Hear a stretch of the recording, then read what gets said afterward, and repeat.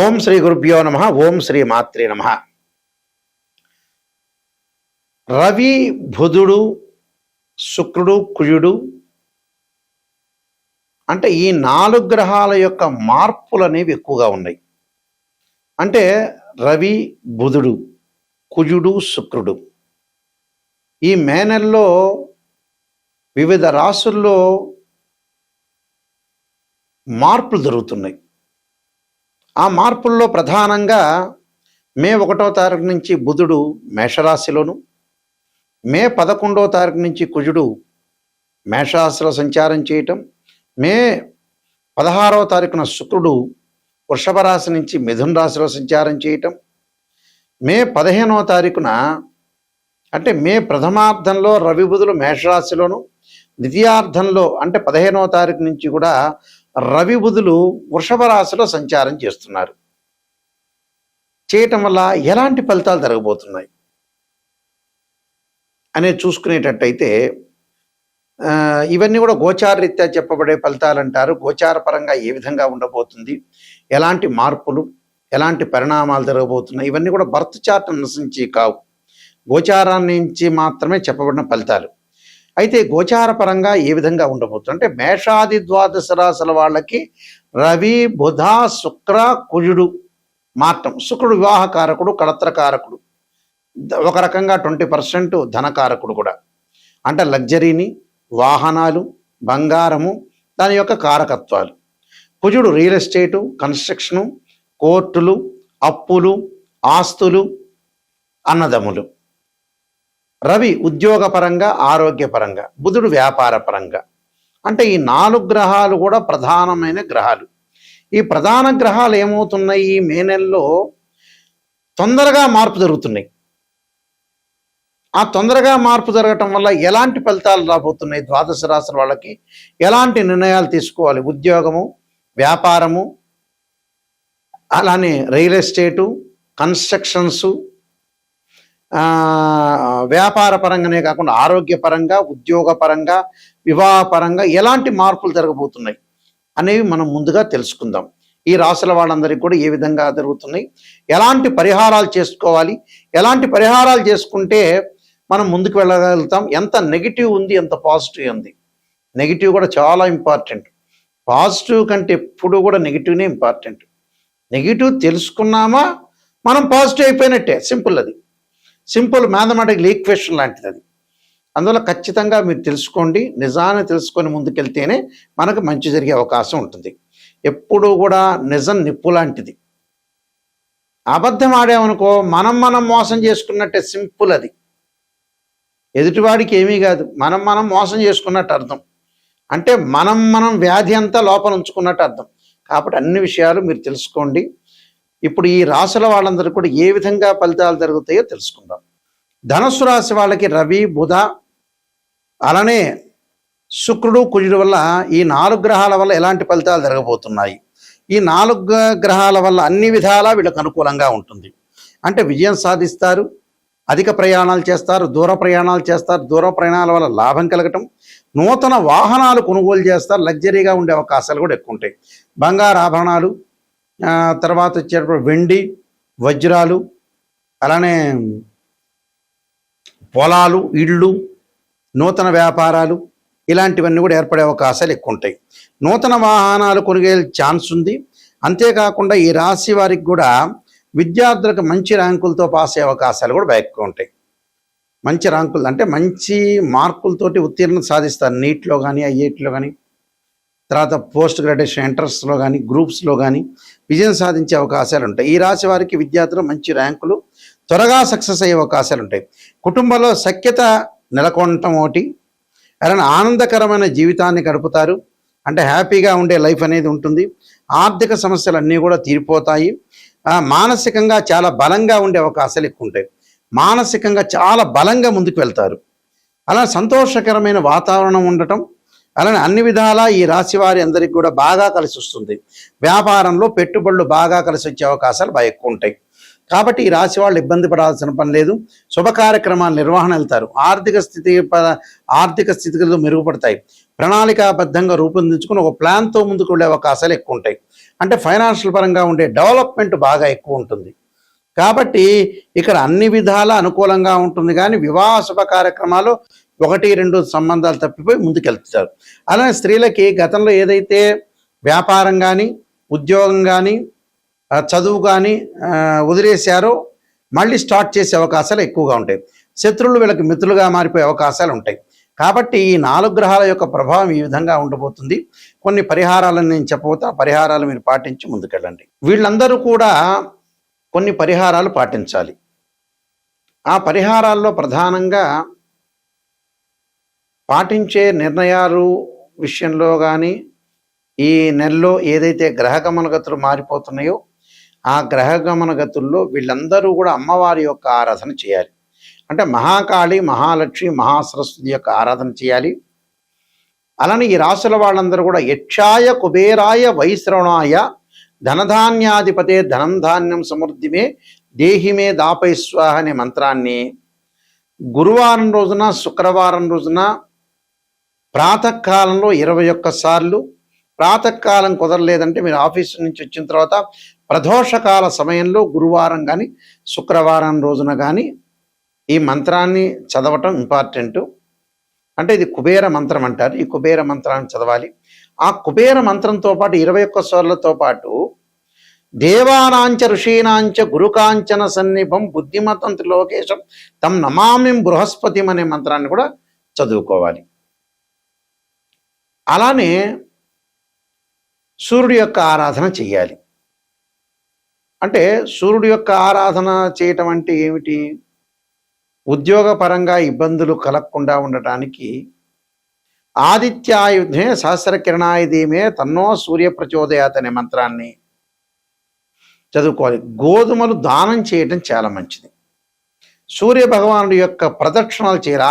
ఆదివారం చక్కగా సూర్య యొక్క ప్రదక్షిణాల్ని 54 సార్లు నవగ్రహాల యొక్క ప్రదక్షిణ చేయటం. ఆదిత్యాయ, సోమాయ, మంగళాయ చ బుధాయ చ గురు శుక్ర శని భెచ్చ రాహవే కేతువే అనే మంత్రం చక్కగా చదువుకోవాలి. అలానే ఆస్తులు, కోర్టు సమస్యలు ఉన్న వ్యక్తులు ఎవరైతే ఉంటారో వీళ్ళు తప్పగా పాటించాల్సింది ఏమిటి అని అంటే కందులు దానము, ఎర్రని వస్త్రం దానంతో పాటు చక్కగా కుజుడి యొక్క ఆరాధన చేయాలి. ఎలా ఆరాధన చేయాలి? దానిమ్మ రసం ఏదైతే ఉంటుందో ఎర్రగా ఉండే రసాన్ని తీసుకుని కుజుడి మీద అభిషేకం చేయాలి. ధరణీ గర్భ సంభూతం విద్యుత్కాంతి సమప్రభం కుమార శక్తిస్తంచ మంగళం ప్రణమామ్యం అనే మంత్రాన్ని చదువుకుంటూ, లేకపోతే తత్పురుషాయ మహాసేనాయ ధీమే తన్నో షణ్ముఖ ప్రచోదయాత్ అని చదువుకుంటూ వెయ్యాలి. విద్యార్థులు తప్పకుండా దక్షిణామూర్తి స్తోత్రాన్ని, సరస్వతీదేవి యొక్క ఆరాధన చేయటం చాలా మంచిది. అలానే విష్ణు సహస్రనామ పారాయణం చేయటం ఒకటి. ఓం నమో నారాయణాయ నమః అనే అష్టాక్షరి మంత్రం చదువుకోవటం మంచిది. ఆరోగ్యపరంగా ఇబ్బందులు కలుగుతున్న వ్యక్తులు శరీరే జర్జరీభూతే వ్యాధిగ్రస్తే కలేబెరే ఔషధం జాహ్నవీతోయం వైద్యో నారాయణ హరి అనే మంత్రాన్ని చక్కగా చదువుకోవాలి. ఎల్నాటి శని యొక్క దోషం ఉన్న వాళ్ళు తప్పకుండా నల్లని ద్రాక్షారసంతో శనికి అభిషేకం చేయాలి. నీలాంజన సమాభాసం రవిపుత్రేమాకృత్యం ఛాయామార్తాండ సంభూతం తం నమామి శనైశ్చరం. పనులలో ఆటంకాలు కలుగుతున్న వాళ్ళు గణపతి యొక్క ప్రార్థన చేయండి. చేయటం వల్ల మీకు మంచి జరిగే అవకాశాలు ఖచ్చితంగా ఉంటాయి. అయితే ఒక జాతకాన్ని ఎప్పుడూ కూడా మనం అనాలిసిస్ చేసేటప్పుడు చాలామంది ఆలోచన చేస్తుంటారు. ఒక ఆస్ట్రాలజర్ని అప్రోచ్ అయ్యేటప్పుడు మా దానిలో కొన్ని కేటగిరీస్ ఉన్నాయి. దేవాలయంలో అర్చకులకి జ్యోతిష్యం అనేది కాదు, నామినల్గా చెప్తారు వాళ్ళు. మ్యాథమెటికల్ క్యాలిక్యులేషన్స్ చెప్పరు. వాళ్ళకి ఏంటంటే అర్చకత్వంలో వాళ్ళు నిష్ణాతులు. ఆ దేవాలయాన్ని చక్కగా చూసుకోవటం, పరిరక్షణ చేయటం, విగ్రహాన్ని చక్కగా కడగటము, విగ్రహానికి మంచి బట్టలు కట్టించడం, ధూపదీప నైవేద్యాలతో పూజ చేయటం, మంచిగా ఏదైతే స్త్రీ సూక్తంతో, పురుష సూక్తంతో, శివుడికి రుద్రాభిషేకంతో, సుబ్రహ్మణ్య స్వామి యొక్క అష్టకము, అష్టోత్తర శతనామావళి, చక్కగా ధూపము, దీపము, నైవేద్యాలు, అలంకరణ పుష్ప అలంకరణతోటి చేయటం అనేది వాళ్ళ విధి. ఒకవేళ నామినల్గా గురువు గారండి మా అబ్బాయి జాతకం ఎలా ఉందంటే సింపుల్గా ఈ రాశి అవుతుంది, ఈ నక్షత్రం అవుతుంది, ఈ గణం అవుతుంది, ఈ ఈ యోని అవుతుంది, ఈ పాదం అవుతుంది అని మాత్రం సింపుల్గా చెప్తారు. అంటే గణాన్ని చెబుతారు, పాదాన్ని చెబుతారు, అలానే చిన్న చిన్నవన్నీ కూడా చెప్తుంటారు. అంటే రాయి పాదం అవుతుందని, మనిషి గణం అవుతుందని, ఎరుకయ్యారా ఏనుగయ్యారా జంతు సంబంధించిన చెబుతారు. అంతవరకు మాత్రం చెబుతారు వాళ్ళు. పురోహితులు వచ్చేటప్పటికల్లా ఇంటిలో సత్యనారాయణ స్వామి వ్రతాలు, వివాహ ఉపనయనాలు, అలానే హోమాలు ఇలాంటివి చేస్తుంటారు. మూడో కేటగిరీ వచ్చే సిద్ధాంతులు అంటారు. అంటే మూడో కేటగిరీ అని అంటే మనం లెక్క వేసుకునేటప్పుడు సహజంగా అది రెండో కేటగిరీకి సంబంధించి సిద్ధాంతులు ఉంటారు. ఇంకో కేటగిరీలో సిద్ధాంతులు వచ్చేటప్పుడు ఆస్ట్రాలజీ పరంగా మ్యాథమెటికల్ క్యాలిక్యులేషన్ వేసి అందులో హయ్యర్ ఆస్ట్రాలజీ ఎడ్యుకేటెడ్గా చదువుకున్న వ్యక్తులు ఏంటంటే మాలాంటి వ్యక్తులు మ్యాథమెటికల్ అనాలిసిస్ చేస్తాం. మేము సూర్యోదయ కాలమానానికి లెక్క వేయటానికి ట్రిగనామెట్రీ లాగరిథమ్స్ని మనం యూజ్ చేస్తాం.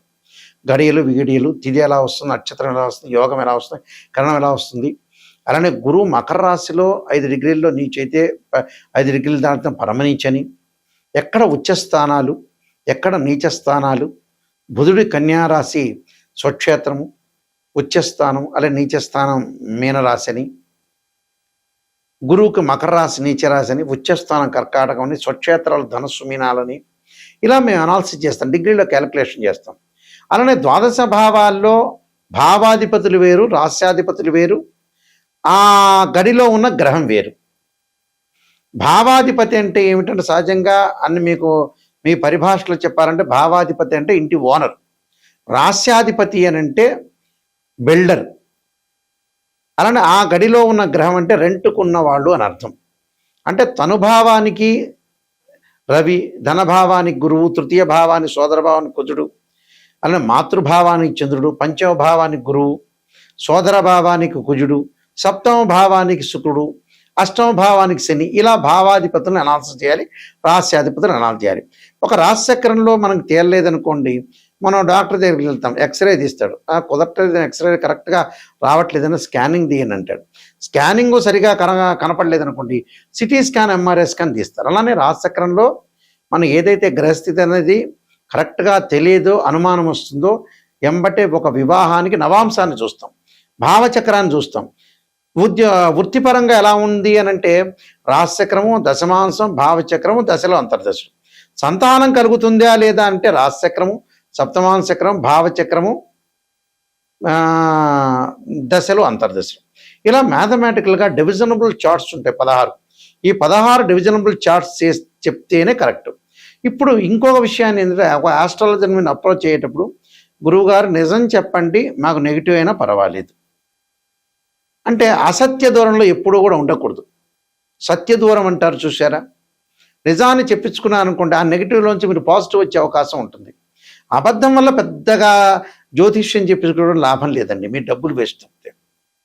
ఆ డబ్బులు ఏదో పక్కన వాళ్ళకి ఇస్తే పక్కింటి వాళ్ళు ఎవడో ఉంటాడు కదా, వాడు ఇంద్రుడు అవుతాడు, చంద్రుడు అవుతాడు, చంద్రబాబు నాయుడు తర్వాత మీరే ముఖ్యమంత్రి అవుతారని చెబుతాడు ఆటోమేటిక్గా. అలా చెప్పించుకోవచ్చు. ఆస్ట్రాలజీని అప్రోచ్ అయ్యేటప్పుడు నిజం తెలుసుకుంటే మాత్రమే ఆస్ట్రాలజీని అప్రోచ్ కావాలి. నేననే కాదు, ఎవరినైనా సరే.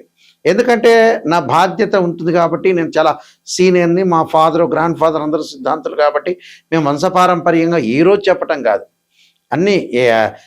అన్ని రకరకాల ఛానల్స్ అన్నీ కూడా ఎక్కువ ఛానల్స్ నాతోనే డివోషనల్ స్టార్ట్ అయినాయి.